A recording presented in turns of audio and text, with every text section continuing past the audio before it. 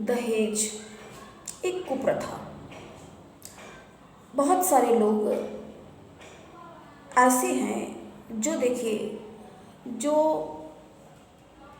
पैसे वाले हैं या जिनके पास है पर्याप्त धन संपदा उपलब्ध है, वो लोग अगर दे रहे हैं तो वो ठीक है। लेकिन अब जिसके पास नहीं है, कल हम इसी पर चर्चा कर रहे थे, लास्ट सेंटेंस यही था, बड़े बड़े लोग देते हैं और कई तरह से जानकर या अनजान में बढ़ावा दे रखा है इस कुप्रथा को। हाँ, उनके लिए तो ये कुप्रथा ही है। देखिए बहुत सारे लोग, कितनी लड़कियां फांसी पर लटक जाती हैं या जला देते हैं या मार देते हैं।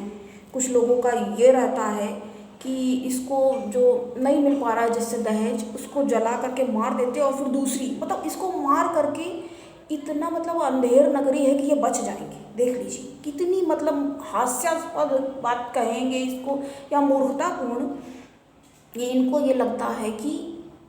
और देखिए काफ़ी लोग ये होते हैं, एक दर्शिका के एक औरत जिसने ये प्रश्न किया कि ये गलत है, उसका ही हम उत्तर कल दे रहे थे, तो ये पूर्ण नहीं हुआ। हमें लगा ये इसके बारे में बात तो देखिए करे तो 1 घंटा भी लगता कम है, क्योंकि ये अपना कितना प्रसार हो चुका है इस दहेज प्रथा का।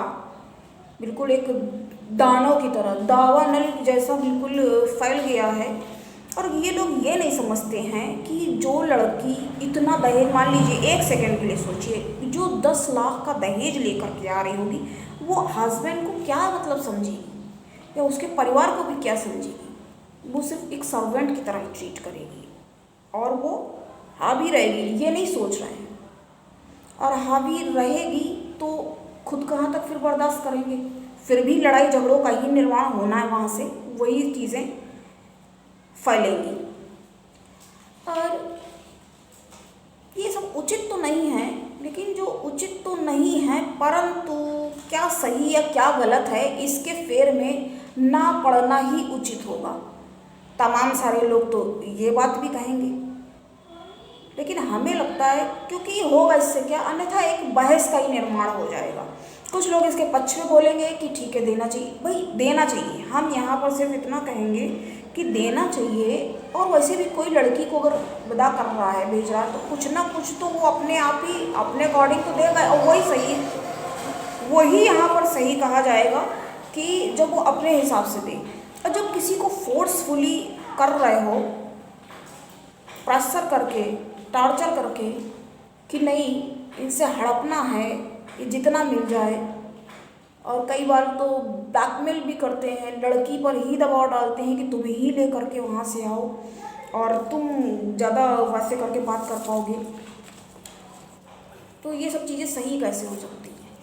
वो बिल्कुल एक बस नौकर की तरह ही, तो क्योंकि सम्मान, देखिए उससे बड़ी चीज़ सम्मान होगी। तो इस तरह के पुरुष का स्त्री की नज़र में कोई सम्मान नहीं रहेगा। एक तरह से क्या है, कम शब्दों में यदि कहेंगे तो उसको सिर्फ बेचा जा रहा है, और वो भी बहुत खुशी से बिकने के लिए भी तैयार है। एक फिल्म भी हमारे समझ में है, पता नहीं सही, हाँ हमारे ध्यान में है कि दूल्हा बिकता है, तो वही चीज़ तो है। और उन लोगों के लिए ये सही चीज़ लगी, जैसे कुछ लड़कियां जैसे कुरूप होती हैं या नहीं पढ़ी लिखी हैं, तो उनको लड़की वाले ही किसी लड़के को अपने दान दहेज का लोभ दिखा करके, तो ये बहुत मूर्खतापूर्ण बात है। जब उसको ले करके जाओगे, कई बार तो क्या कहा जाए, अंधे या बहरे या लंगड़े, हमने एक उदाहरण हमारे पिछले वीडियोस में आप जा करके देख सकते हो, उदाहरण बताया है, तो वो वैसे भी डिस्टर्बेंस तो उनको वैसे भी करना है। तो कुल मिला के बात एक ही निकल के आती है कि जो व्यक्ति सोच समझ के कोई कार्य नहीं करेगा तो उसको तो बाद में पछताना ही पड़ेगा। इसको हम ऐसे कहेंगे, बिना विचारे जो करे सो पाछे पछताए, काम बिगाड़े आपने जग में हो धसाए। लेकिन कई बार क्या हो जाता है कि बहुत सोच समझ के भी काम करने, वैसे ऐसा कम ही होता है रेयर केस में, तो सोच समझ के काम करने के बाद भी कुछ पछताने की परिस्थितियाँ निर्मित हो जाती हैं।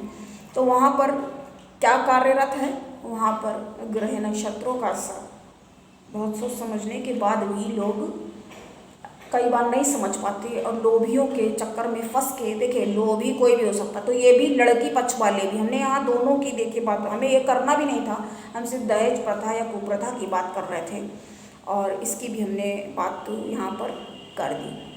तो कार्यक्रम अब शुरू ही हो चुका है। तो नमस्कार, जय श्री कृष्णा, बहुत स्वागत है आपका। तो हम आगे के प्रश्न भी यहाँ पर लेते हैं। एक दर्शिका का प्रश्न है, शायद रागिनी, हाँ रागिनी नाम है उनका प्रश्न। 11 नवंबर जन्म तिथि बताई है, जातिका सरकारी नौकरी के विषय में जानना चाहती है। तो जब आपने पूरा विवरण ही नहीं दिया हुआ है तो आप फिर से प्रयास करें और क्वेश्चन क्लियर करें। पता नहीं 97 की 8 क्या क्लियर नहीं हो रहा है, तो इस प्रश्न का उत्तर आपको मिल जाएगा, आप फिर से प्रयास करें। ये बहस तो इतनी लंबी है, देखिए पूर्व वाले प्रश्न को हम बताएंगे कि